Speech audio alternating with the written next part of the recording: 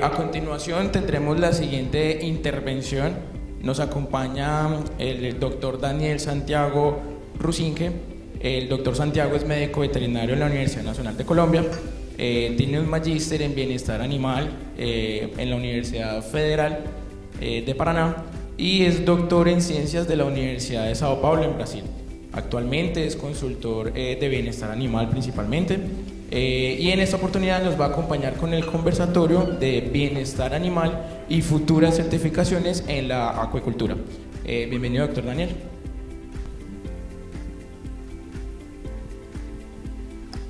Bueno, muy buenos días, por favor confirma que me escuchan bien. Inicialmente le agradezco al Grupo BIOS por la invitación de participar en esta importante jornada.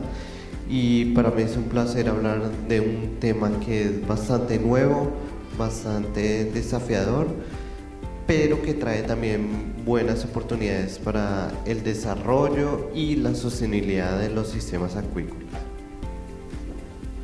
Entonces, seguimos con el mismo sistema de preguntas, pueden levantar la mano o usar el código QR. Entonces vamos a hablar inicialmente de algunas definiciones básicas sobre cómo está la legislación a nivel internacional y también de cómo se evalúa el bienestar animal en los peces, cuáles son los principales puntos críticos en los sistemas productivos y cuáles serían también esas recomendaciones y estrategias de mejora. Les voy a presentar también alguna información de cómo el estrés y esos puntos críticos pueden afectar directamente la calidad de la carne y de cómo todo eso se reúne a través de la diferenciación de productos por medio de la certificación. Entonces, inicialmente cuando hablamos de bienestar animal, no quiero que ustedes piensen que yo soy animalista, que vengo acá a destruir la acuicultura en el mundo, en la región, no. Muy por el contrario, bienestar animal es un concepto científico que se ha venido desarrollando básicamente en los últimos 50 años y que inclusive cuenta ya con una definición de la Organización Mundial de Salud. Entonces, ¿qué es bienestar animal? Es básicamente la calidad de vida de los animales. ¿Y de qué depende esa calidad de vida de los animales? Tanto del estado físico y mental en relación con las condiciones en las que vive y en las que muere. Entonces, un animal que está adaptado a su entorno y no tiene esos desafíos en las condiciones en las que vive, pues es un animal con un alto grado de bienestar. Vean que la parte de la muerte es importante, entonces la parte del sacrificio, de la faena, es un punto también bien crítico para considerar bienestar animal. Entonces, como les decía, independiente, digamos, de cuestiones éticas, este concepto de bienestar se ha desarrollado de una forma científica, seria y respaldado pues por la literatura, ¿no? Entonces, como les decía, bienestar animal es un concepto objetivo, eso significa que se puede medir en una escala que puede ir de muy bajo, regular a muy alto.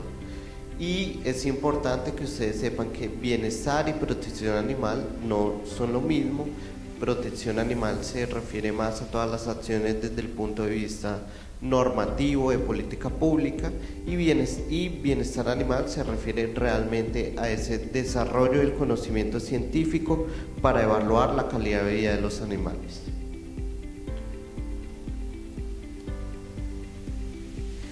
Pero en los peces tenemos un desafío y es que infelizmente tenemos una visión totalmente distorcida un poco y también que subestimamos las capacidades cognitivas en los peces.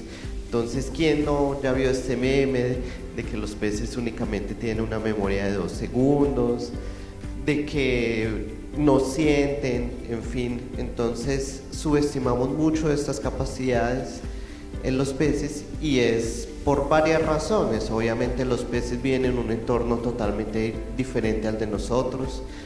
Tenemos una distancia filogenética de más de 100.000 años de evolución y además de eso pues los peces no vocalizan, o por lo menos pues no los escuchamos, no vocalizan, no tienen una expresión facial. Entonces la capacidad de que un pez despierte empatía es mucho más difícil en comparación con especies más cercanas como perros, gatos, caballos, en fin, otros animales terrestres. Pero a pesar de que los peces tengan, digamos, ese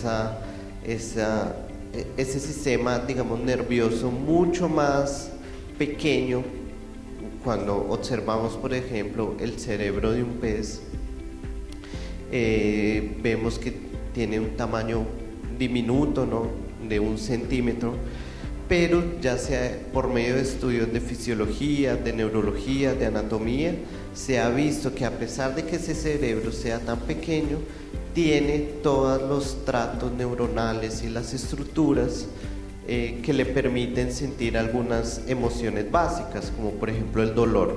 Entonces, el dolor es una, digamos, emoción básica para considerar a los animales dentro de la esfera del bienestar animal, así como cualquier otro animal vertebrado. Los animales vertebrados son los que tienen un encéfalo y una columna vertebral. Entonces, digamos, ¿qué animal no entra dentro de la protección animal por ahora, ¿no? Entonces, por ejemplo, los invertebrados, los artrópodos, que son, digamos, los mosquitos, cucarachas. Entonces nadie se preocupa por el bienestar de las cucarachas. ¿Por qué? Porque por ahora no tenemos la información suficiente de que ello tiene todos los trazos neuronales que le permitan, por ejemplo, sentir dolor.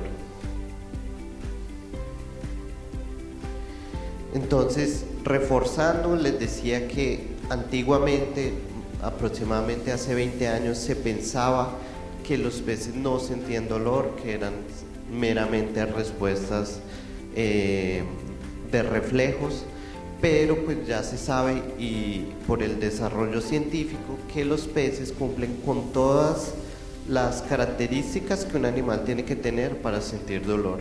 Entonces, los nociceptores, estos nociceptores son conectados al sistema nervioso central por medio de nervios. En el sistema nervioso central hay neuronas específicas para procesar el dolor. Además de eso, se encuentran a nivel bioquímico y en la membrana de estas neuronas receptores opioides que funcionan tanto para receptores endógenos como las endorfinas o exógenos como los analgésicos. Además de eso, los peces también tienen un comportamiento aprendido. Entonces los peces pueden tener una memoria a largo plazo, por ejemplo, de un lugar donde han sufrido un estímulo doloroso, reconocen ese lugar y tienden a evitarlo. Y todo esto pues está respaldado, como les digo, de forma muy seria a través de todo el conocimiento científico plasmado pues en varios textos, como ustedes lo pueden ver en la diapositiva. Además de toda esa base científica, tenemos también la preocupación de los ciudadanos con el bienestar específicamente de los peces. Entonces, este fue un estudio que realicé durante mi maestría, que ya está publicado, y que le preguntamos a las personas algunas cuestiones relevantes para el bienestar de los peces, como por ejemplo, ¿será que los peces sufren fuera del agua? ¿Ustedes qué piensan? ¿Quién piensa que un pez fuera del agua está sufriendo o no? Muy bien, la mayoría, exacto. Entonces, ustedes están, digamos, alineados con también lo que los consumidores de forma general piensan. La mayoría de las personas piensan que los peces sufren fuera del agua. ¿Y por qué? Porque los peces, para que respiren, requieren estar dentro de un ambiente acuático. Cuando se retira del ambiente acuático el animal, es como si colocáramos a un perro, a un gato dentro de una piscina, se va a asfixiar. ¿Por qué? Porque no puede hacer ese intercambio por medio de la respiración. Y además de eso, muy pocas personas piensan que sienten dolor, ¿no? Entonces, a pesar de que tenemos poca empatía con los peces, pero pues sabemos que ellos tienen esa, o por lo menos percibimos que ellos tienen esa capacidad para sentir dolor. Y en relación, por ejemplo, a sacrificio, humanitario, ¿no? Que son todos los procedimientos antes de la faena. Obviamente es un concepto muy técnico, pero que cuando le explicamos a las personas que los peces no tienen el mismo nivel de protección desde el punto de vista legislativo, pues las personas están de acuerdo que los peces también ingresen a este tipo de normativa. Y como les digo, todo este conocimiento ha llevado a que en el Código de Animales Acuáticos, en el capítulo 7 de la Organización Mundial de Salud, ya se encuentre un capítulo específico para bienestar de peces de cultivo. Santiago, pero ¿por qué no hablamos de pesca? Porque el escenario de pesca es muy desafiador, los animales están en vía libre y no tenemos, digamos, el control de su vida, de su ciclo biológico, únicamente al momento de la captura, ¿no? Pero no es el caso, digamos, de la piscicultura, de los peces de producción. Entonces encontramos recomendaciones: bienestar para los peces de producción, de forma general, bienestar para el transporte, bienestar al momento del sacrificio y además de eso recomendaciones de bienestar para en casos de control sanitario, para sacrificar los animales en caso de brote de enfermedades, por ejemplo. A nivel de ILICA se ha trabajado muy bien en esta parte de seguir esas recomendaciones internacionales. Entonces ustedes pueden leer esta resolución 253 del 2020, donde se tiene, digamos, la reglamentación para cumplir con un manual de condiciones de bienestar animal, inclusive en animales acuáticos, y que incluye esta normativa. La capacitación del personal es clave. El ICA tiene que desarrollar, y ya lo hizo, ya les voy a presentar esa metodología de cómo se evalúa el bienestar de los peces de producción, el bienestar en el transporte, aspectos claves de nutrición, ambiente, salud, comportamiento, manejo de medicamentos veterinarios, protocolos de eutanasia y planes de contingencia. Entonces, a nivel normativo, Colombia está muy bien. Y les digo eso, ¿por qué? Porque yo vivo en Brasil y, digamos, en Brasil no tenemos Brasil no tiene la misma base normativa que sí tiene Colombia en términos de bienestar de peces de producción. Además de eso, requisitos para exportación, lo que estábamos hablando, que esto lo tiene que cumplir, por ejemplo, todas las empresas que hacen exportación, y que es básicamente cumplir. El ICA dice que tiene que cumplir con la resolución anterior, tienen que cumplir con ese manual de buenas condiciones de bienestar para los peces que van a ser exportados para los productos, ¿no? Incluyendo obviamente calidad del agua, manejo sanitario y el control de dolor en procedimientos dolorosos. ¿Cómo se evalúa el bienestar animal en los peces? Y, digamos, toda la base que tenemos es de los protocolos de evaluación que se han desarrollado principalmente en Europa para otros animales terrestres, para avicultura, para porcinocultura y para ganadería. Y esos protocolos, ¿en qué se basan? Se basan en 4 grandes principios, que son buena alimentación, buen alojamiento, buena salud y comportamiento apropiado. Entonces, sabemos que evaluando estos indicadores podemos tener una aproximación al grado de bienestar de los peces en los sistemas productivos. A nivel internacional ya tenemos algunos protocolos desarrollados por los noruegos, principalmente para salmón y para trucha. ¿Por qué? Porque pues son especies de interés europeo. Tenemos además de eso algunas normas de certificaciones, en este caso de la RCPCA, que es una certificación de productos de origen animal del Reino Unido, también para salmón y para trucha. Y básicamente entonces, ¿cómo se evalúa el bienestar de los animales? Ustedes pueden tener acceso ya a esta metodología de evaluación de bienestar en animales acuáticos desarrollada por el ICA, y donde básicamente tenemos 3 tipos de indicadores: los indicadores basados en los recursos, o sea, en el ambiente, en el alimento, calidad del agua, las instalaciones, protección contra depredadores; indicadores basados en la gestión. Entonces, la gestión de información, el planeamiento es clave para la producción. Cuando no se tienen números suficientes, pues no se puede saber si los procedimientos se están llevando a cabo de la forma correcta o no, que incluyen el uso de medicamentos, digamos el número de mortalidad, ¿no? Contar el número de mortalidad durante el ciclo, planes sanitarios, procedimientos de sedación, sacrificio humanitario, la capacitación de los funcionarios y todos los procedimientos de manejo.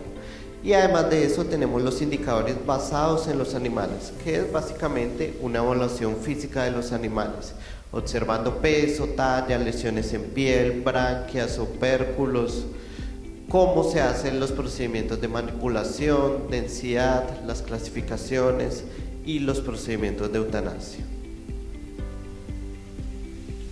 Y aquí les voy a dar algunas recomendaciones muy básicas. Esto no requiere aquí unos 4 días de curso solo para hablar de recomendaciones profundas para bienestar animal, pero por ejemplo en términos de nutrición es muy fácil implementar manejos que permitan que todos los animales tengan, por ejemplo, acceso al alimento. Entonces, por ejemplo, en un estanque en tierra o en estanques de geomembrana, este tipo de prácticas de alimentación de un punto aislado pues van a ser muy difíciles y desafiadores para los animales. ¿Por qué?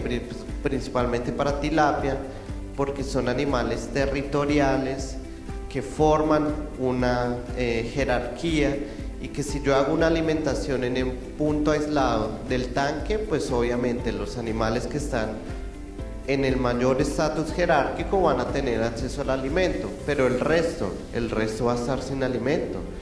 Entonces vean cómo una simple práctica de distribuir el alimento de forma adecuada por mayor al 70% del espejo del agua ya ayuda a que todos los animales tengan acceso al alimento, disminuye la agresividad dentro de los cardúmenes, y además de eso debemos tener en cuenta, eso se hace de acuerdo a cada categoría de los peces. Obviamente alevinos se alimentan muchas más veces al día, pero en engorde también pues lo que se recomienda es una alimentación de mínimo 2 veces al día.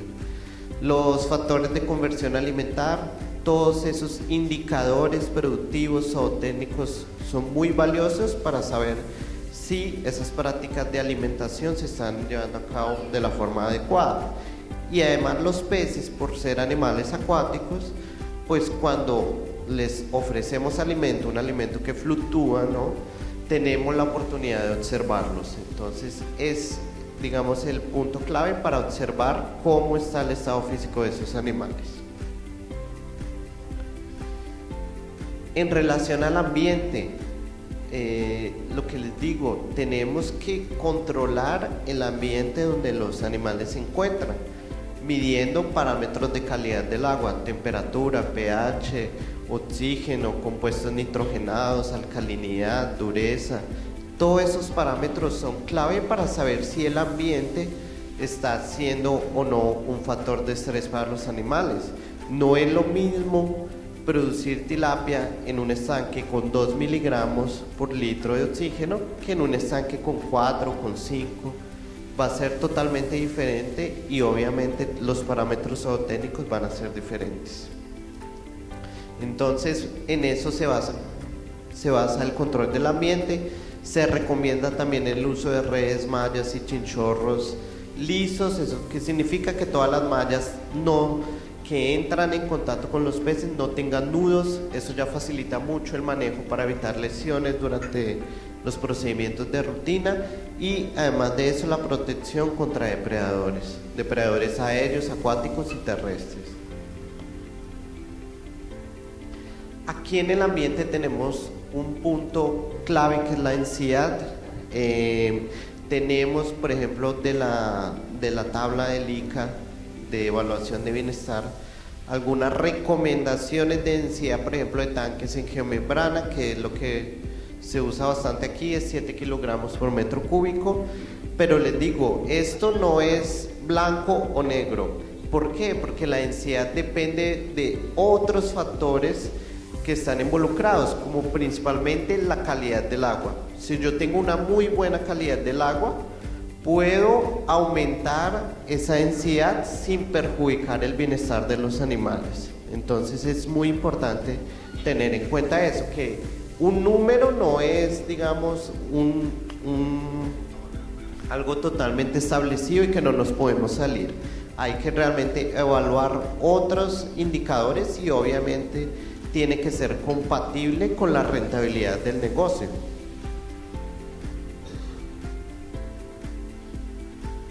El estrés, entonces ya les he venido hablando un poco sobre eso. Básicamente el estrés es una respuesta adaptativa a que el animal cambie su fisiología para enfrentar desafíos ambientales.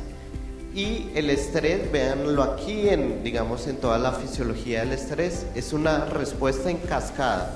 Cuando inicia, solo termina cuando se libera cortisol.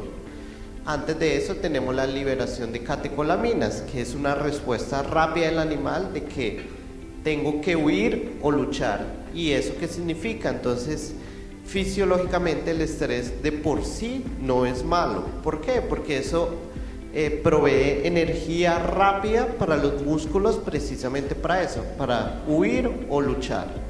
Pero ¿qué pasa cuando ya se tiene un estrés crónico y una respuesta a largo plazo, por ejemplo, de cortisol?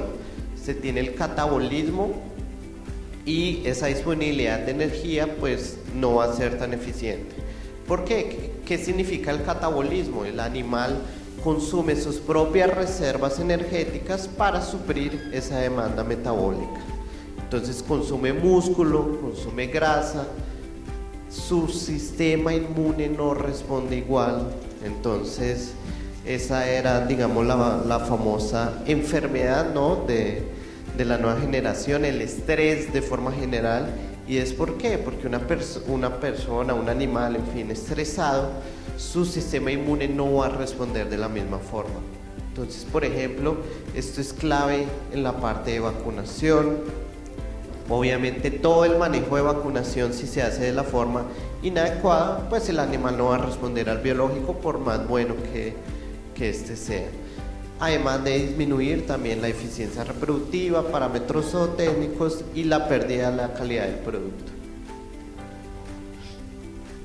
En la parte de salud es muy importante considerar que, como ya lo hablamos, todos los procedimientos de manejo que lleven a exposición al aire van a ser un factor de estrés. Entonces, para eso que necesitamos procedimientos y protocolos de rutina con sedación, con anestesia, tener planes de medicina preventiva, que cuando hagamos manejos con los animales aprovechemos esa oportunidad para la evaluación de indicadores basados en el animal, observando piel, branquias, ojos, opérculos, estado de aletas, deformidades. Y todo el manejo de los animales previo al sacrificio es sumamente importante, incluyendo también los procedimientos de eutanasia, de transporte y de sacrificio en la planta de beneficio. Entonces vean que tenemos varios desafíos. Ya existen, por ejemplo, algunas guías para observar qué indicadores observo. Puedo observar los ojos, la piel, las aletas, las branquias, deformidades. Tenemos mucho que aprender de la acuicultura bastante desarrollada que se utiliza, por ejemplo, en los salmónidos. En este caso, por ejemplo, el salmón, donde ya existen tablas, vean, con un innúmero posibilidad de indicadores para evaluar el bienestar y el estado físico de los animales. Y aquí les muestro, digamos, un procedimiento de manejo dentro del agua usando sedación, en este caso para salmón del Atlántico en Chile. Entonces he tenido la oportunidad de acompañar algunos procedimientos de rutina en Chile, trabajo como consultor, como auditor también en Chile, y todos los procedimientos de manejo se hacen de esta forma, con los animales dentro del agua y además de eso con un anestésico, ¿no? Entonces eso facilita inclusive mucho el manejo de los propios trabajadores. Y vean que esto, tenemos ya el conocimiento para hacer esto, claro, adaptándolo a nuestra realidad, pero tenemos el conocimiento. No es algo que estemos hablando de nanotecnología, que nadie sabe cómo se hace, no. En los últimos 20 años se ha desarrollado mucho toda esta parte de preocupación con bienestar en los procedimientos de manejo. Vacunación. Ayer hablando con el técnico Germán, me decía, no, Santiago, pero es que si yo le digo a los productores que tienen que vacunar, me dicen, no, yo prefiero cerrar la granja. Y eso, claro, implica un desafío logístico enorme, pero que tenemos que sentarnos y hablar también con las empresas de biológicos, con las empresas que venden las vacunas. ¿Por qué? Porque en Chile, por ejemplo, las empresas que venden las vacunas dan todo el soporte para que este manejo se haga de la mejor forma posible. Vean que en este caso los animales pasan previamente por un procedimiento de sedación, vean que todo dentro del agua, y posteriormente pasan a las mesas de vacunación para ser vacunados. Vean que en todo momento los animales están dentro del agua, y esto tiene todo el sentido y hace toda la diferencia para que una vacuna y una respuesta inmune de los animales sea eficiente. Yo, ¿cómo voy a tener una respuesta de los animales si están saltando aquí, si se salen de la mesa, si me toca recogerlos del piso? No va a funcionar. Y es totalmente posible. Entonces, hay mucho para trabajar, obviamente, pero se puede hacer.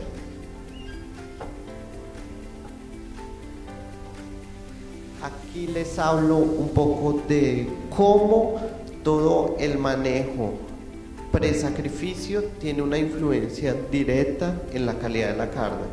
Y cuando hablo de manejo incluye el ayuno, la pesca o la cosecha de los animales, el transporte a la planta, si en la planta tienen un periodo de descanso o no, eso depende de cada planta, el procedimiento de aturdimiento, que es el procedimiento para que los animales permanezcan inconscientes, insensibles al dolor al momento al momento de que se desangren o se haga el corte en las branquias. Y es sumamente importante tener en cuenta que, vean, acá aparece de nuevo nuestra famosa palabra clave, el estrés. El estrés tiene una influencia directa en toda la bioquímica de la transformación de músculo en carne, y cuando se tienen altos niveles de estrés, todo este proceso se acelera. ¿Por qué? Porque no existe la energía suficiente para suplir las demandas, digamos, energéticas de toda esta cadena bioquímica. Entonces, ¿qué pasa? ¿En qué termina? Un pez que ha pasado por un estrés durante el manejo pre-sacrificio puede tener inclusive cambios en la textura de los filetes. La carne se torna mucho más friable, pierde calidad, y esto se sabe muchísimo en otras especies como por ejemplo salmón. En salmón ellos trabajan muy fuertemente a hacer todo el manejo de forma adecuada. ¿Por qué? Porque es el último paso donde se ve reflejada la inversión que han hecho, por ejemplo, en un salmón que dura 2 años para alcanzar un peso de 5 kilos aproximadamente. Entonces no se puede echar a perder 2 años de trabajo por hacer un manejo inadecuado y que perjudique la calidad de la carne. En relación, por ejemplo, con los alevinos, el transporte de alevinos es clave para garantizar que altas tasas de sobrevivencia cuando llegan a las granjas de engorde. Entonces ya se sabe que, por ejemplo, alevinos de 0.6 gramos se pueden alojar inclusive 300 alevinos por litro en una cantidad de agua de 3 litros, en una bolsa de 3 litros, y además de eso se le adicionan 6 litros de oxígeno. Entonces ya tenemos alguna base, algunas recomendaciones de números para garantizar que durante el transporte estos alevinos pasen por el menor estrés posible. Que es importante el manejo dentro del agua, el control sanitario, saber el origen de esos animales es básico desde el punto de vista sanitario. La calidad del agua, entonces se tiene que usar una muy buena calidad del agua para el transporte de esos alevinos. Y el ayuno es básico ¿para qué? Porque cuando los animales defecan empeoran esta calidad del agua, pero tampoco nos podemos ultrapasar ahí de 24 a 48 horas para que el hambre, la falta de alimentos se transforme en un factor estresante. Entonces vean cómo se hace este manejo, digamos en este caso de recepción de las bolsas con alevinos. Entonces vean que se recomienda que la bolsa permanezca dentro del agua durante mínimo 30 minutos y, muy importante, medir la temperatura tanto del agua dentro de la bolsa como del agua del estanque donde va a llegar el animal. ¿Para qué? Para evitar diferencias de más de 2 grados centígrados. Entonces vean que cuestiones básicas de tener un termómetro, de medir, de hacer ese trabajo, van a tener un impacto muy grande en la sobrevivencia de esos alevinos, ¿no? Se usa también el uso de sal durante el transporte, generalmente de 5 gramos por cada litro. La sal auxilia a reducir ese estrés durante el transporte, en este caso de alevinos. En este caso, hablando un poco de transporte ya para después de la cosecha o durante la cosecha, entonces el tiempo de ayuno máximo recomendado es 24 horas. ¿Por qué se hace ayuno también en la cosecha? También porque el animal defecando va a empeorar la calidad del agua, y además de eso, a la hora de viscerar, pues se evita también que un animal que ha esvaciado completamente su tracto gastrointestinal contamine la carcasa. Entonces ya se sabe que más o menos aproximadamente en 17 horas la tilapia puede eliminar, digamos, todo su contenido en el tracto gastrointestinal, y que ayunos de más de 24, 48 horas ya empiezan a perjudicar la calidad de la carne. ¿Por qué? Porque el animal aún tiene una demanda metabólica, pero no tiene alimento, entonces empieza a consumir sus propias reservas energéticas. En el transporte de alevín de animales durante la cosecha es muy importante hacer el transporte dentro del agua, sin uso de hielo. ¿Por qué sin uso de hielo? Porque ya se sabe que esa hipotermia, ese choque térmico en los animales, a pesar de que disminuya el metabolismo, también trae consigo un factor de estrés, porque el animal va a estar intentándose adaptar a una nueva temperatura que obviamente no puede, y eso va a también causar un factor de estrés adicional. En la parte de sacrificio, esto realmente es una unión que se tiene que hacer junto con el ICA y el INVIMA, porque la normativa del ICA va hasta que el animal llega a la planta de beneficio. Adentro de la planta de beneficio la responsabilidad normativa es del INVIMA. Entonces se tienen que hacer esfuerzos ¿para qué? Para alcanzar y cumplir con las recomendaciones internacionales. Este es el principal desafío desde el punto de vista, digamos, de bienestar al momento del sacrificio. ¿Por qué? Porque implica una inversión muy alta en equipamientos. ¿Por qué? Porque no se puede usar hielo, en mezcla con CO2, baños de sal, no se pueden dejar morir los peces en asfixia. Entonces todo este tipo de métodos tienen que ser reemplazados por métodos que realmente cumplan con criterios mínimos de bienestar.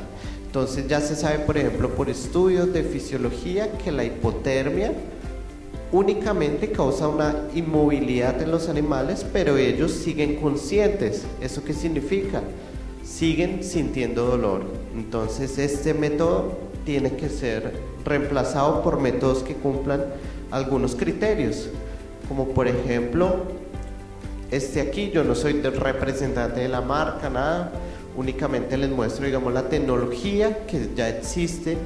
Esto es de un sistema de aturdimiento mecánico donde el animal cae en una canal, ya lo vamos a ver, y recibe un golpe en la cabeza, un noqueo básicamente, una insensibilización mecánica.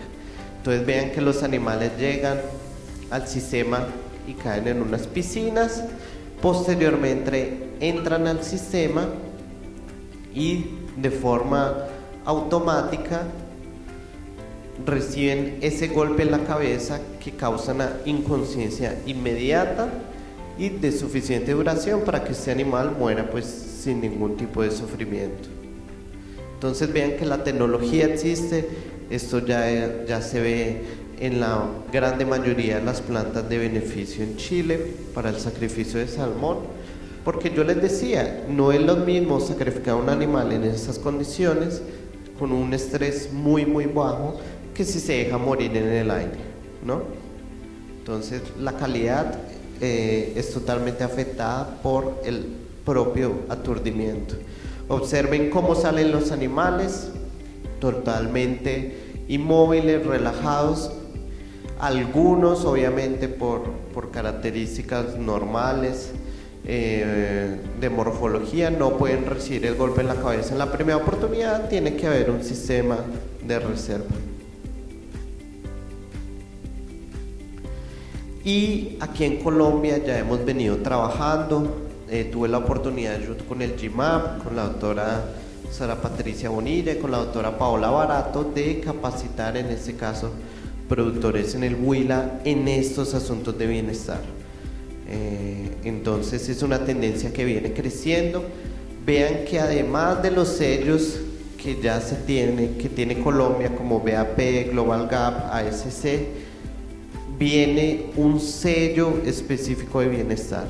¿Y esto por qué? Porque los consumidores también piden por mejores prácticas en los productos de origen animal.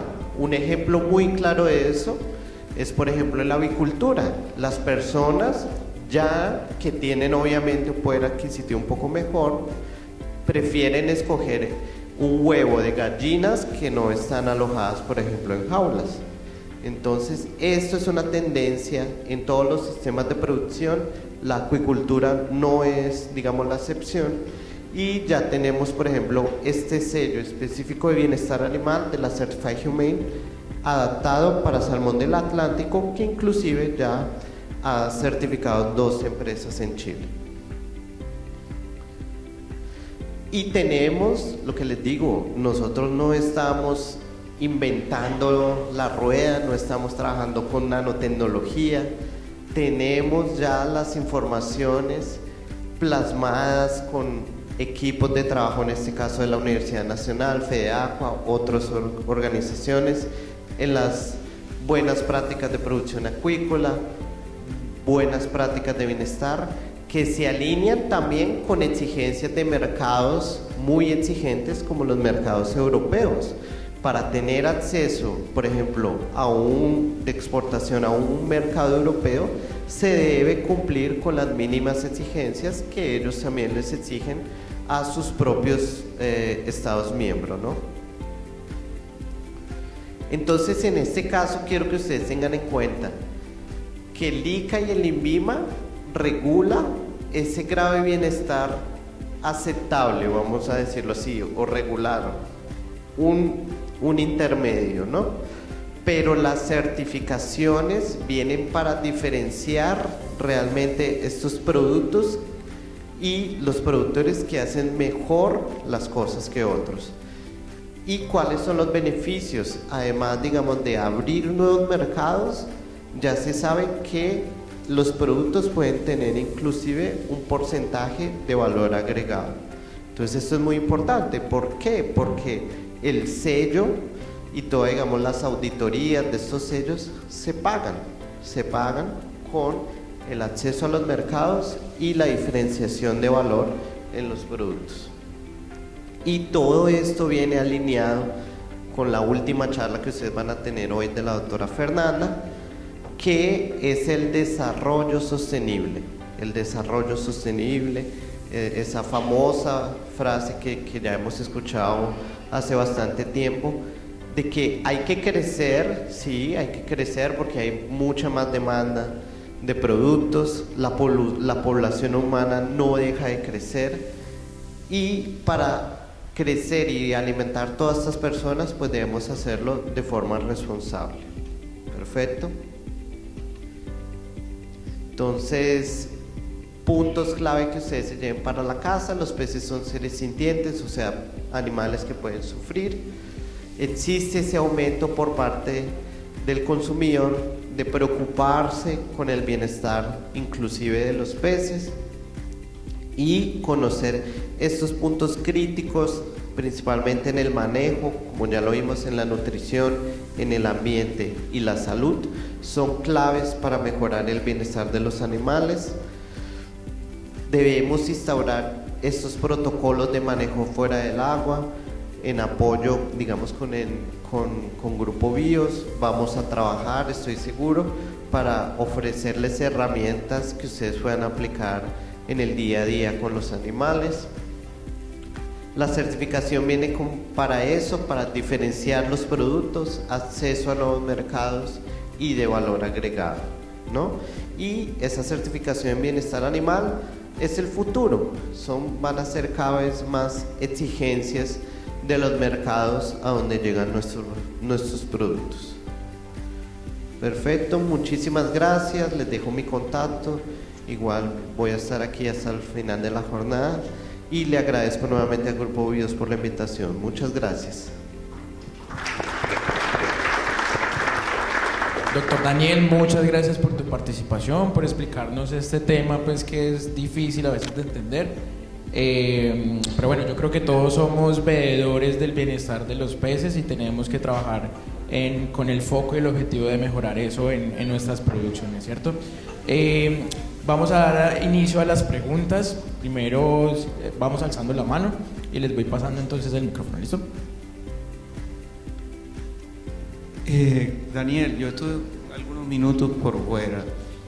La pregunta es, el método que usamos es usar un agua fría, la cual disminuye los partes sensitivas.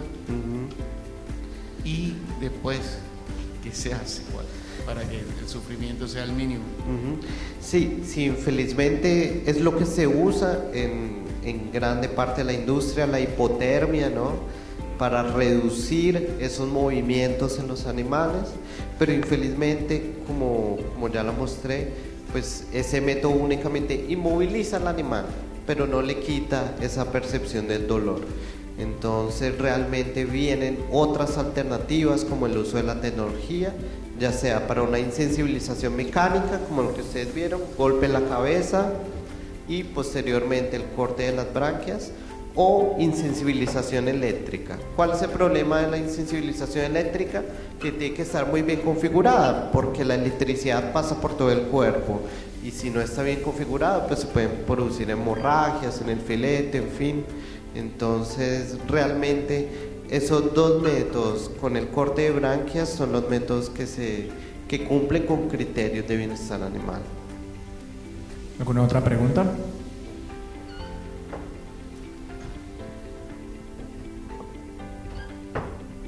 Buenos días, doctor Daniel. Buenos días.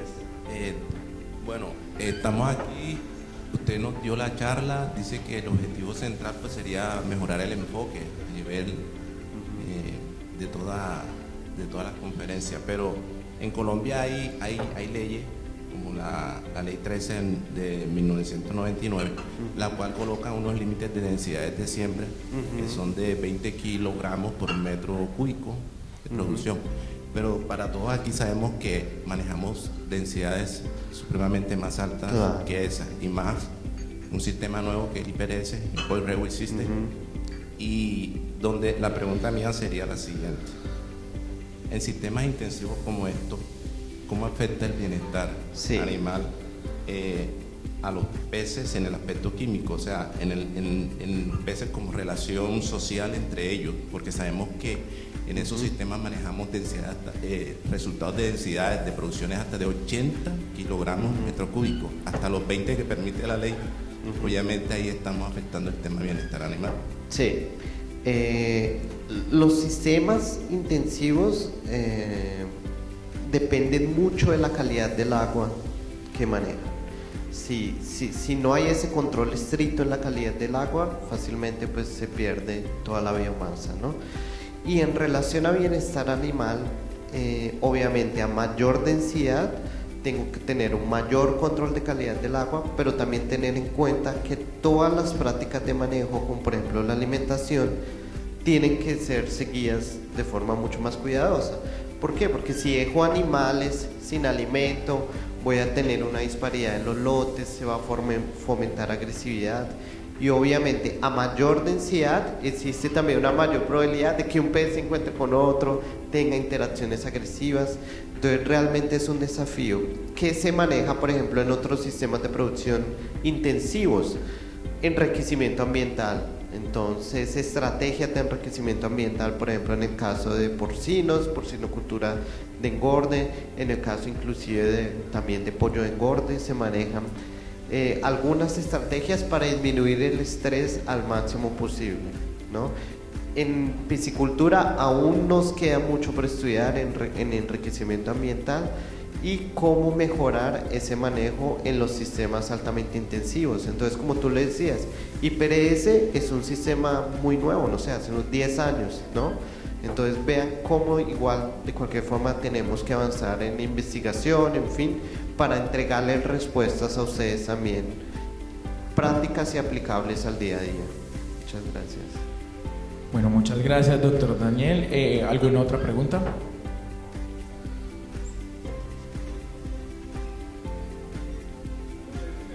Sí, sí, señor.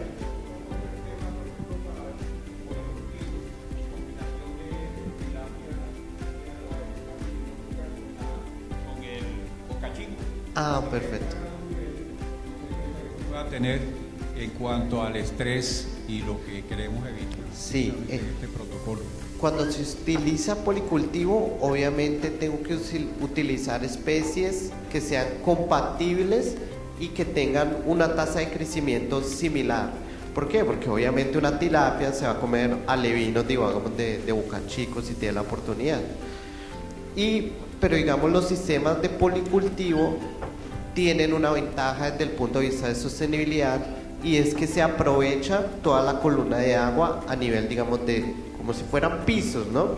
Entonces el Boca Chico, por ser un animal más de sustrato, de ventos, va a aprovechar mucho mejor la oportunidad de alimento en ese sustrato que no la aprovecha la tilapia. Entonces, digamos, en términos de energía, aprovecha mucho mejor esa energía. Pero que es clave, que sean compatibles en tasas de crecimiento y que obviamente una especie no sea depredadora de otra.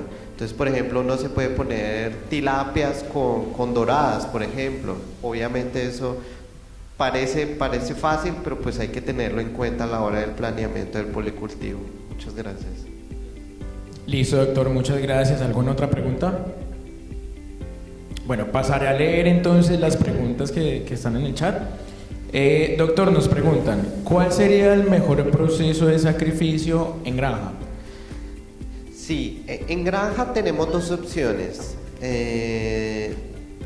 Hay lugares como por ejemplo aquí que no hay plantas de beneficio. ¿Se puede hacer sacrificio en granja? Sí, se puede. ¿Por qué? Hasta porque se evita el transporte de los animales. Pero realmente necesitamos de un mínimo de tecnología para usar algún dispositivo, para aturdir los animales, para hacer ese manejo adecuado de los animales dentro del agua, dentro del mayor tiempo posible. Entonces realmente ahí viene como aliada la tecnología para usar algún tipo de dispositivo, por ejemplo mecánico, que nos ayude a aturdir esos animales antes de hacer el corte de las branquias. Listo, Doc. Hay dos preguntas que están como muy relacionadas. Una es el tiempo adecuado del ayuno antes del sacrificio y el otro es la importancia de ese ayuno. Sí, perfecto. Entonces, ¿cuál es la importancia del ayuno? Son dos puntos clave.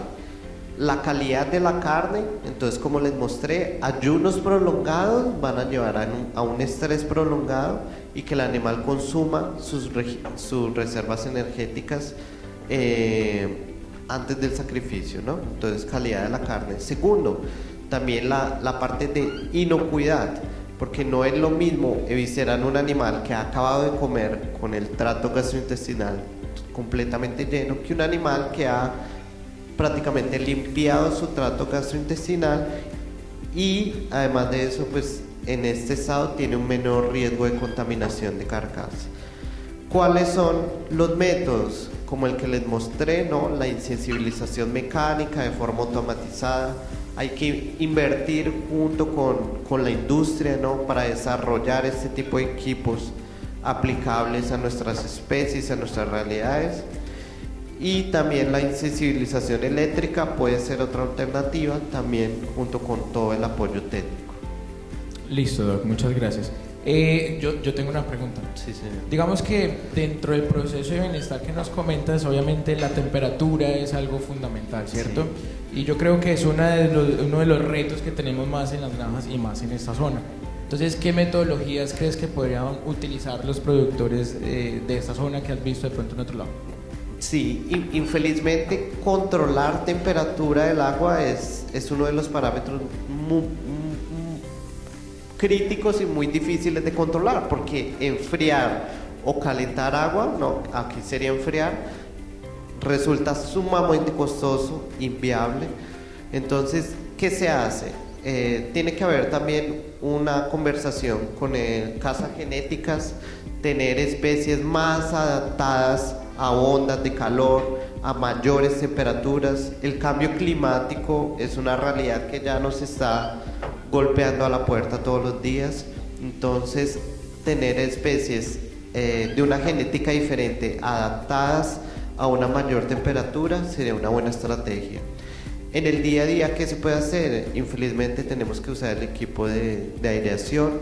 Se ha visto también que la aireación favorece ese recambio, digamos, de tentativa para intentar enfriar el agua, ¿no? Pero pues es realmente un desafío. Picos de temperatura altos, entonces el uso de polisombras obviamente es básico, fundamental, barato para evitar esa incidencia directa de los rayos solares en los cuerpos de agua. Listo, Doc. Y tenemos otra pregunta aquí, entonces ya.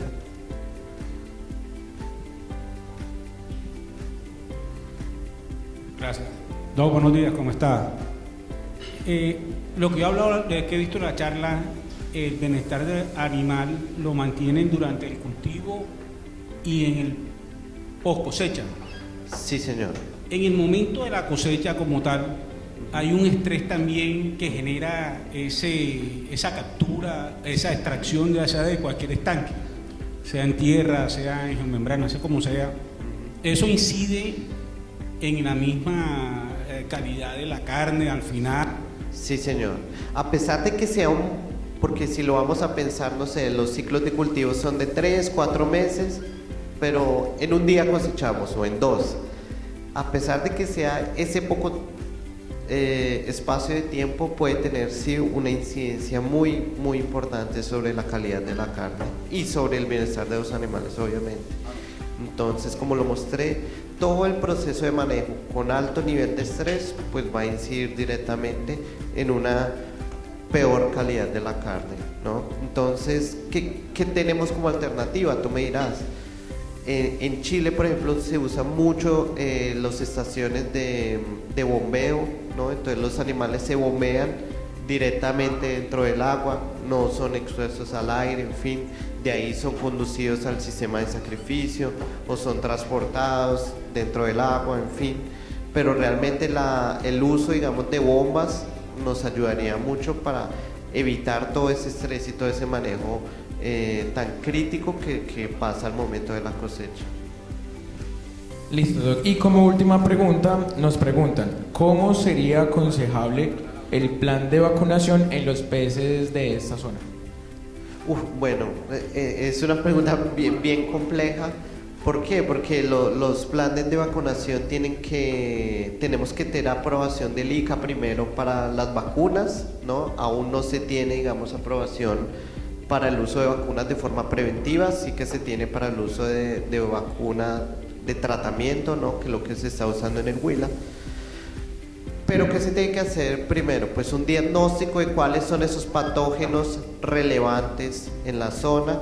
Con esos patógenos se tiene el desarrollo de autovacunas. ¿Eso qué quiere decir? Que se aíslan las cepas y las variantes de esas bacterias o esos virus que están en la zona y se desarrolla esa vacuna encima de esas cepas. ¿Por qué? Porque no sirve comprar una vacuna asiática que tiene otro sorotipo, que no va a tener la misma respuesta inmune para nuestra realidad local. Entonces ese es el primer paso, hacer ese aislamiento de cuáles son los patógenos relevantes y hacer ese desarrollo de autovacunas con las casas de biológicos.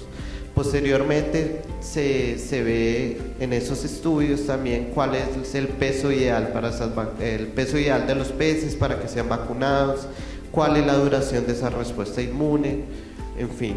Pero pienso que ese primer paso sería el diagnóstico de patógenos relevantes, en este caso de Streptococcus, ¿no? Entonces aislar variantes de campo de Streptococcus para desarrollar vacunas. Listo, doctor Daniel, muchas gracias por las respuestas y por compartirnos pues ese conocimiento.